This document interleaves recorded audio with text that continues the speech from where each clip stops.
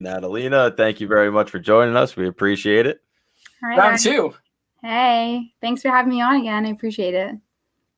No problem. So first up, I'll kick it off. So we got into. I thought when you said last time on the episode that you were a big fan of who did I say? Oh, Kreider. I was wrong. It's Strome. How do you feel about Strome's play this season?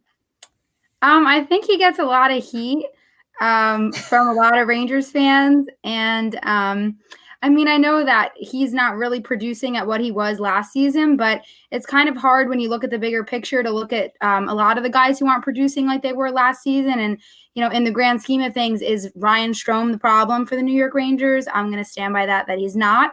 Um, of course, we want to see more out of him. We want to see more production out of him. But I think it's more just as a whole right now and looking at each individual player and seeing, that all of them could really be doing more. Beside a couple of them right now, we're really playing like at the top of their game. Like Adam Fox is just ridiculous. Shesterkin's kind of coming into his own now. Lindgren's been playing great. And, those guys that we weren't really expecting, like Potato and Rooney, these Blackwell, these types of guys. But looking at our main guys and those big names, it's kind of hard to pinpoint it on one person. And I'm going to stand by Strome still, and hopefully, he could pick it up along with the rest of them. Oh, he appreciates that. Before Brennan gets to his next question, are you on a swing right now? It's my room swing. It's like okay.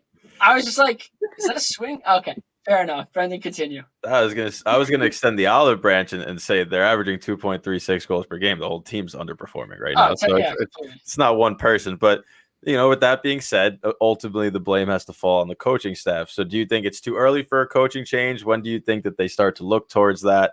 I mean, I know my opinion, so I just want to hear yours. Well, I'm interested to hear your opinion afterward, but okay. I think we're starting to see on Twitter and amongst the fans this like fire Quinn mentality. And while, of course, like you said, it has to fall at some point on the coaches. And I think a lot of that effort and a lot of, those third period let ups and just seeing how many goals they don't score in the third period and how many times they haven't come back in games. Of course, you're going to look to the coach. I don't know. I'm not an expert, but I'm not sure if maybe it's the combination between, him being a young first-time NHL goalie and then having a team that is the youngest in the NHL and is still in that rebuild phase. I'm not sure maybe if we're kind of seeing those ups and downs and maybe that doesn't mesh well, or maybe, it's just a learning curve. Again, these are professional athletes. These are NHL caliber players. So, when guys are missing open shots and the effort's not there sometimes and those types of things, it's hard to look at the coaching kind of, that's the easy way out, put it all on the coaching staff. You look at a guy like Lindy Ruff, bringing the Devils out and, they're beating us 5-2 and you're like, oh, well, now they have, our guy from last year, and you kind of just like to compare, and you're comparing, what Barry Trotz is doing over with the Islanders. So you want to compare all these coaches and put the blame somewhere. But I just think, it's hard to just put it on Quinn. Of course, as the coach, he's got to figure things out, maybe not shuffle the lines too much, maybe try to build some more chemistry. But again, with all the injuries, it's kind of, all he can really do right now. So I don't know. I'm not on like the fire Quinn, train that everyone's kind of looking on and all there. It's easy, of course, to blame the coaches when, your team is struggling. But I think, they'll find their way. Maybe I'm an optimist. You know who's driving that train? It's me. Yeah, I am the conductor of that train right now. And you're right. You can't put all the blame on Quinn. There comes a time where the onus got to fall on the players, and these guys have to step up. But Mika Zibanejad has to start bearing the puck, especially with the chances he gets. So there is enough blame on the players. But I've also noticed that the Rangers tend to hire better assistant coaches than head coaches. We look at you have a Mike Sullivan who takes the Pittsburgh Penguins teams to the cup. Lindy Ruff, all of a sudden, he's the worst defensive coach in the world. Now the Devils are beating the Rangers twice. So you have a Jacques Martin who took the Rangers defense and has made them pretty good so far. Maybe he deserves a shot. I just don't think that Quinn was the right guy for it because, like you said, he's a young coach. It's his first coaching job in the NHL. You need somebody with a little more prowess to get the best out of the young players. And I think it was a tough assignment for him. And I think it's kind of run its course. And we're going to talk about a stat later in the show. I don't want to take too much of the interview, but it's going to prove that point. I mean, if you fire Quinn, you know what's going to happen. Some team's going to pick him up, and he's just going to be lethal. And he's going to play a team. He's going to join a team that plays the Rangers often, and he's just going to cremate you guys. He won't because he doesn't make enough in-game adjustments. I've said that it was so evident during the playoffs last year. Rod Brindamore completely outcoached him, and you could see it throughout the third period every game. How many leads have they blown? He doesn't have that like knowledge of the NHL game yet, where he can make those quick adjustments that other coaches can. And it's tough. Yeah. So Natalia, so what are your takeaways from the double game? I know that Quinn was asked about it, Kreider was asked about the compete level where it just wasn't there, and to me that's completely unacceptable to not give it 130,000% when you're getting paid millions of dollars. But what was your takeaways from that game? Well, one of my takeaways from that game is that Capo Caco is going to be legit. I think, seeing him yesterday, of course, the poor kid all over his face, he can't score a goal, but the effort from him is there. And for a guy who literally just turned 20 years old, that's really all you can ask for right now. I feel like, I know we talk about effort and everyone's like, we almost had it and the effort was there sometimes, in all those types of games. But with guys like him, you see how bad he wants it. And with a team that's struggling right now, I think that was a takeaway, at least a positive for me.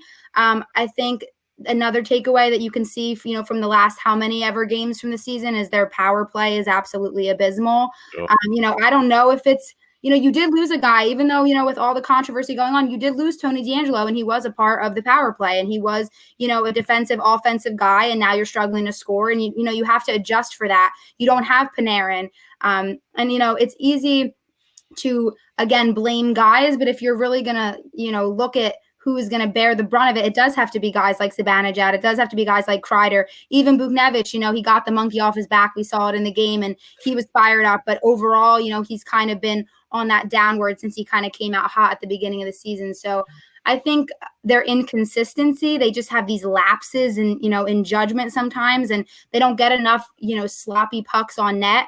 We saw so many disgusting goals yesterday from the Devils, like bouncing pucks over Shesterkin, just goals that you're like, are you kidding me? It seems like we work so hard just to score one measly goal a game, and then you got teams that are throwing the puck on net, but that's hockey. And I think we need to do more of that. We look for that extra pass a little too much, and we're like, why didn't he shoot that? Like, I always say, I don't even know how to ice skate. Like, I literally hold on to the edges of the rink, and I'm like, I think I could have scored there. I'm like, I really think with that opportunity, I could have scored. Like, they're passing a little too much, and they're looking for that pretty perfect shot, and they just got to get more shots on net, because you saw with the Devils yesterday, those pucks are going to go in. You're going to get those bounces sometimes. So I just think, even with Kreider coming out like that and showing his frustration, you don't see that a lot. A lot of hockey guys, they try to be cool and calm in those interviews, but you can kind of see that it's getting to them a little bit, just like it's been getting to the fans. So tomorrow should be interesting.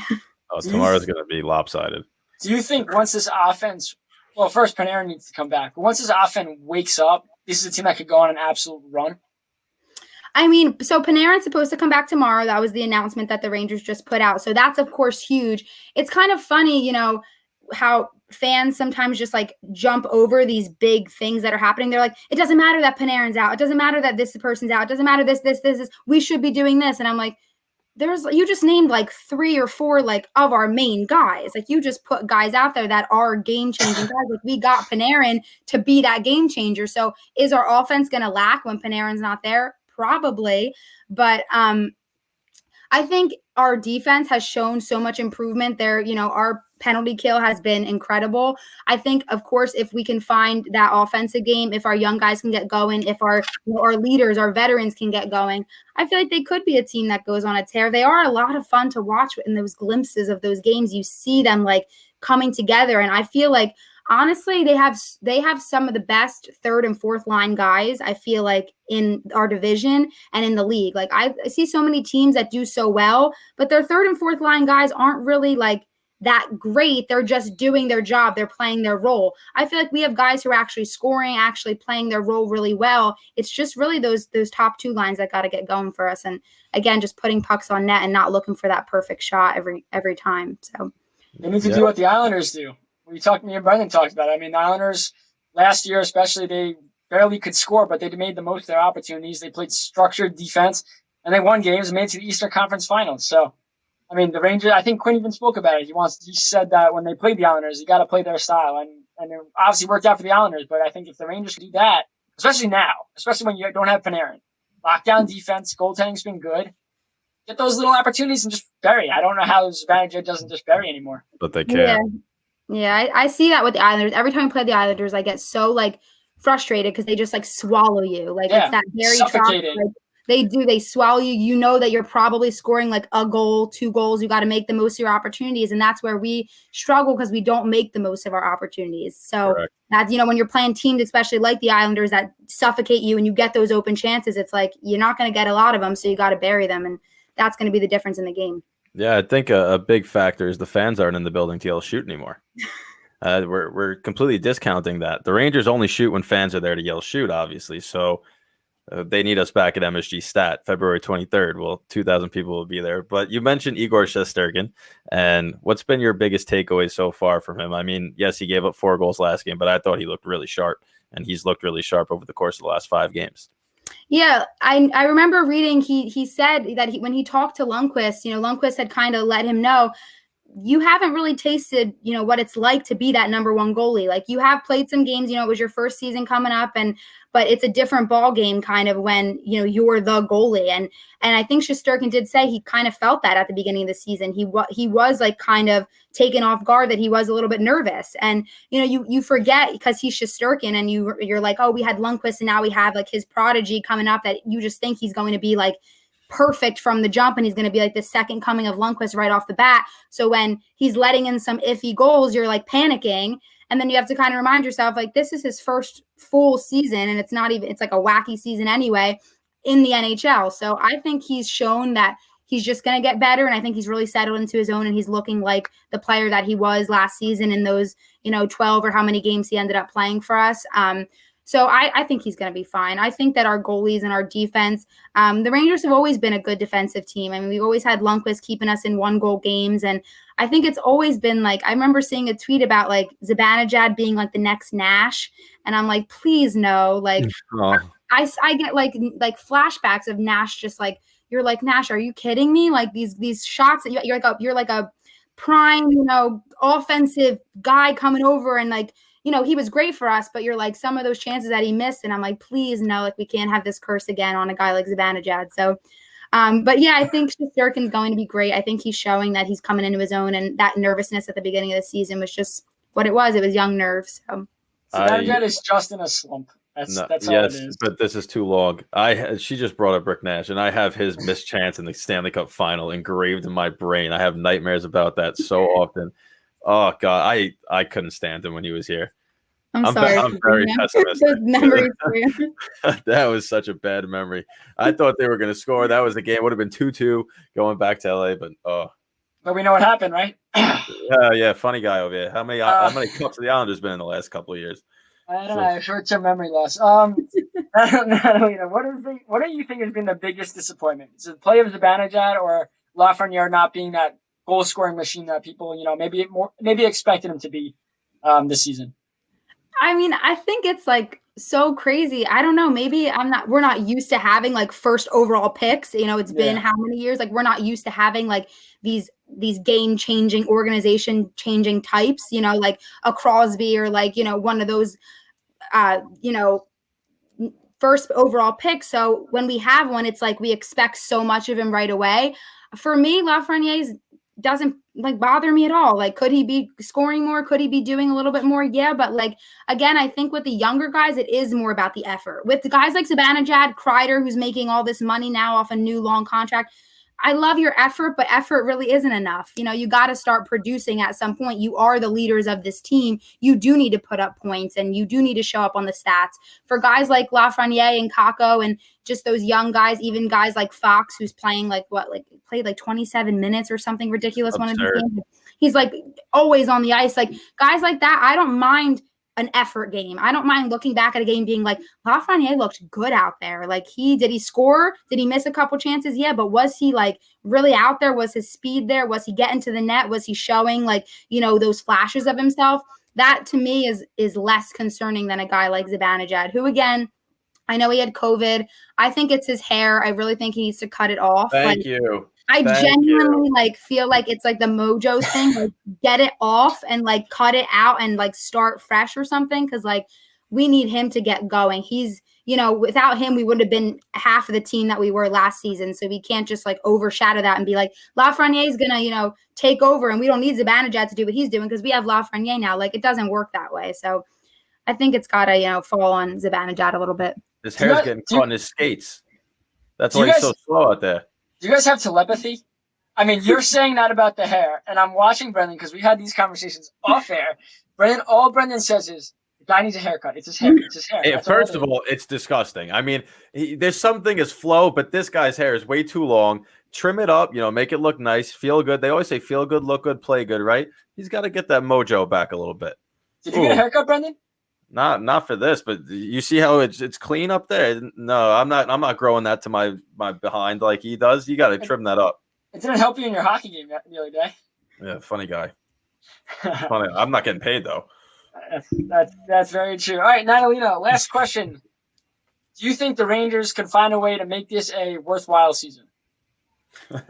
I mean, I think with a young team, I remember it's like so crazy because last time we talked, there was like so much optimism and so much like all these like possibilities of like this new season, like this season coming back and finally getting hockey back. So like, I don't want to, discourage the season and, take it for granted because they are in such a crazy, year. And I think we can't discredit the fact that there aren't fans there. We have a bunch of young guys who are playing in their first or second NHL seasons and there's no fans there. And that's a huge part of it. I mean, I know they're professionals, but to have them playing without fans, it does affect them. To be playing the same teams over and over again, like to just have that mentality that it's a different season going on does, affect them. I think that any season, is a worthwhile season. I think with the injuries with Trouba, like who is next at this point? Like what else are like what's happening with these injuries? But I think like for a guy like Adam Fox, this is going to be a year that we remember in his career and remember like this is when,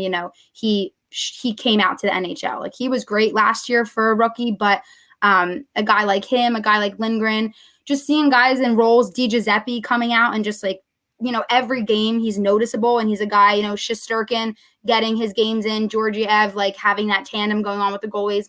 I don't think it's ever going to be a wasted season. It's just, for me, it's hard because it's like, then you have guys like Panarin, Kreider, Zibanejad, who are like older and like in their primes. And you're like, we're in this like weird kind of middle where we don't want to wait too long for the young guys to develop and be enough for a cup run, because then our older guys are going to, not be out of their prime. So it's kind of like this balance. But I think, within the next couple years, I still stick by my Stanley Cup. Well, you just took a much more level-headed approach than I'm going to take in about 5 minutes. So kudos to you for that. But I do think they will be towards that cup contention in a couple of years. Don't bring this episode back in 3 years if they're like at the bottom of the Metro and you're like, We will, but not because of what you said, because of what about to come out of my mouth, probably. So it's okay. Well, if they're not in cup contention in 3 years, then they basically did just waste Panarin's contract. So there's that type of pressure that's coming with it too. Definitely a lot of pressure. Natalina, thank you very much for joining us. We really do appreciate it. Of course. Anytime, guys. Thank you so much. No problem. Take care.